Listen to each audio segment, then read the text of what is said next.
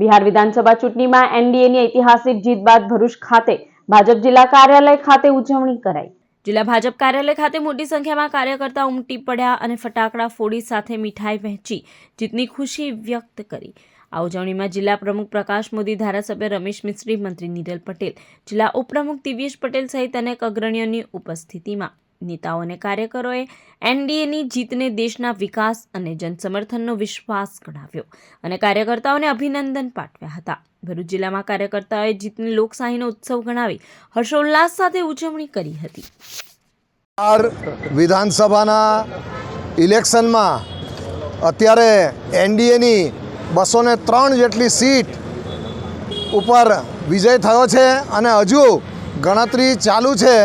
Final જે આવશે સંખ્યા એ સ્પષ્ટ થઈ જશે, પણ અત્યારે એનડીએનું જે એલાયન્સ છે ભારતીય જનતા પાર્ટી સાથેનું, તો એ 203થી અત્યારે આગળ વધી રહ્યું છે।